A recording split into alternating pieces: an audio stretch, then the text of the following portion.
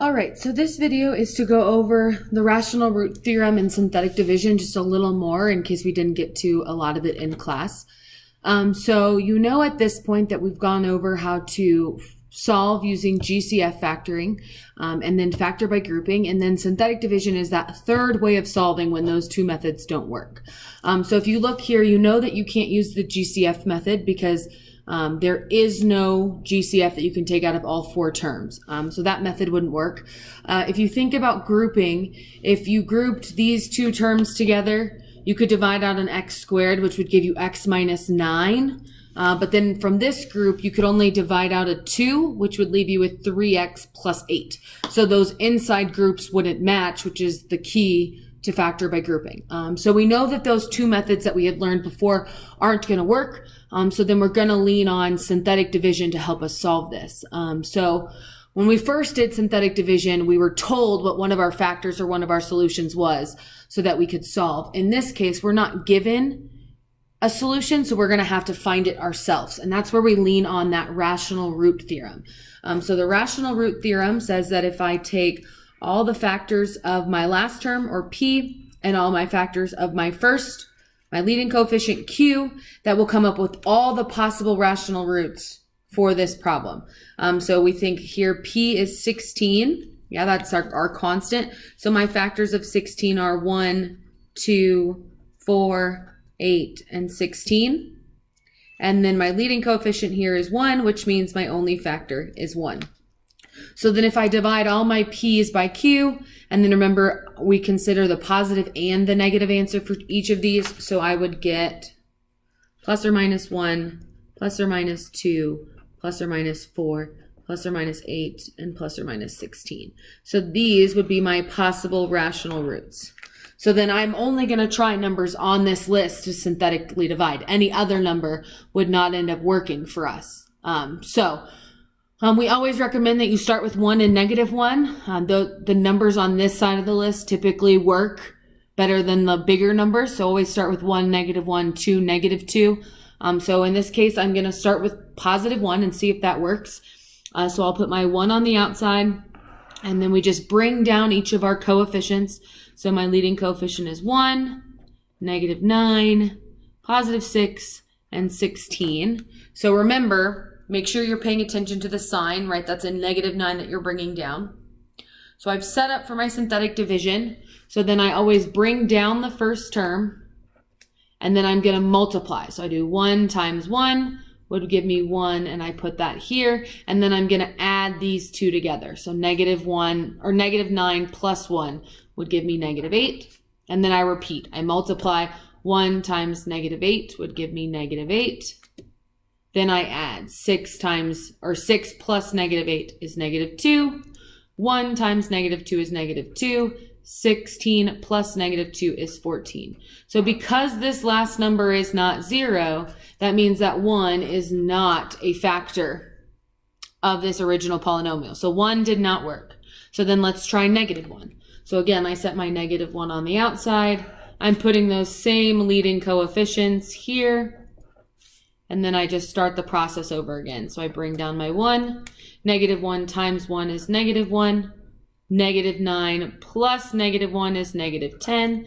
Then I multiply negative 1 times negative 10 is positive 10. 6 plus 10 would give me 16. Negative 1 times 16 is negative 16. 16 plus negative 16 would give me 0. And now since I have a 0, that means this is one of my factors or one of my solutions.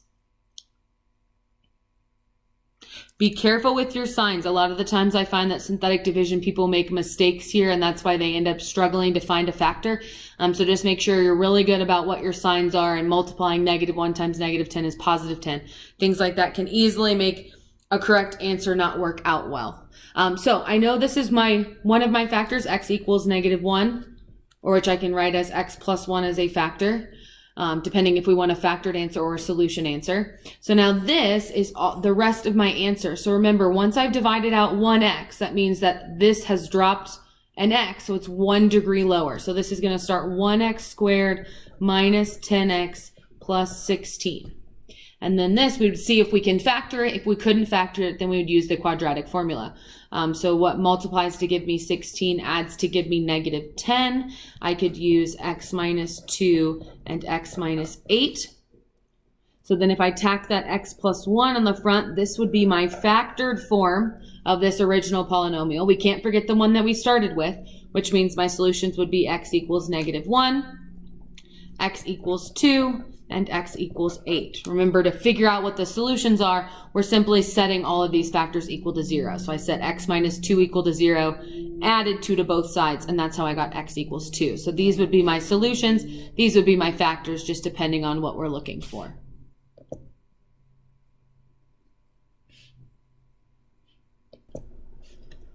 All right, so if we look at another example together, you can just, again, copy this on a piece of paper. So anytime I'm solving polynomials, I would always start with, can I take a GCF out to solve? Can I factor by grouping? There is no GCF that I could divide out of each of these, so it's not going to be GCF. And then if I group 2x cubed and 11x squared, I'm going to have 2x plus 11, and there's no way that 17x plus 6 would give me 2x plus 11 in parentheses. So I can already kind of tell that those factor by grouping is not going to make two groups that are exactly the same. So that means we're going back to synthetic division. So remember, if I'm not given what I can divide by, or what my factors are, or what my solutions are, I go back to that rational root theorem, which says if I write out my factors of p is that constant, so 6. My factors of 6 are 1, 2, 3, and 6. And then I write out my factors of q, which is my leading coefficient, so 2. So those factors are 1 and 2. P over Q will tell me all of my possible rational roots. So if I divide all of these by 1 first, I would get plus or minus 1, plus or minus 2, plus or minus 3, and plus or minus 6. So that's dividing all of these by 1. Now I'm going to go back and divide them all by 2. So 1 divided by 2 would give me 1/2. 2 divided by 2 would give me 1. That's already on my list, so I don't need to write it again. Then I have 3 divided by 2, so I'll have to add that to my list. And then 6 divided by 2 is 3, so that's already on my list, so I don't need to write that. So these are all my possible rational roots.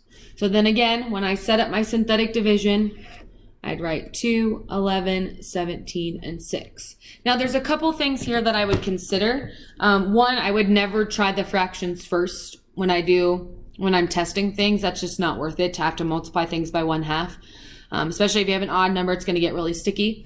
Also, with all of these being positive numbers, I'm not going to pick a positive number as one of my possible solutions, because all that's going to do, right, all you're doing is multiplying and adding. So all you're going to do is keep making bigger and bigger positive numbers. So I'm not going to use any positive numbers. So I'm not going to start with 1. I'm going to start with -1. And then if -1 doesn't work, I'm not going to go to 2. I'm going to go to -2. My solutions are going to most likely all be negative because all of these factors are positive. So starting with -1, I'll bring down my 2. I multiply -1 times 2 is -2. I add 11 plus -2 is 9. I multiply -1 times 9 is -9. I add 17 minus 9 would give me 8. I multiply and I get -2 here, which means -1 is not one of my solutions, right? Because I have a remainder, -1 is not a solution, which means x plus 1 was not a factor. So again, like I said, I'm not going to try any positive numbers because that's just going to keep getting those bigger and bigger. So I'm going to move on to -2. So I'll bring down this 2. -2 times 2 is -4. 11 minus 4 would give me 7. -2 times 7 is -14. 17 plus -14 is 3. -2 times 3 is -6, and I end up with 0. So I know that x equals -2 is one of my solutions, which means x plus 2 is my factor, right? If I bring this negative over to the other side, I would add 2 to both sides, so then I would get x plus 2 as that factor. Then I'm going to take my degree 1 lower because I took one of my x's out, so this is going to be 2x squared plus 7x plus 3.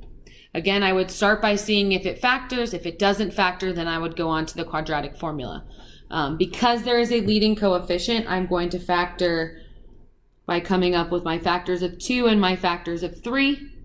So what multiplies to give me 2 is 1 times 2. That's the only one. My only factors of 3 are 1 times 3. So I know that this has to start with a 1x and a 2x, and I know it has to end with a 1 and 3. But I need to make sure that this piece and this piece add to give me 7x. So I want to put my 3 here, my positive 3 here, so I get a positive 6x, and then my positive 1 here, so I get 1x, and then these two together would make that 7x in the middle. So remember, your first two numbers always come from this list. Your last two numbers are always pairs from this list, but you always have to make sure that this part, your outer arch and your inner arch, will come together, add together to give you that middle term. So now I know my factored form is x plus 2, which we got from up here, x plus 3, and 2x plus 1. So if I wanted it in factored form, here would be my factored form. And then of course, if I want the solutions, I just set all of those factors equal to 0. So x plus 2 equals 0, x plus 3 equals 0, 2x plus 1 equals 0. So I get x equals negative 2, x equals negative 3, and x equals negative 1/2 as my 3 solutions. So hopefully that helped clarify what we did in class, and you feel better about synthetic division and the rational root theorem.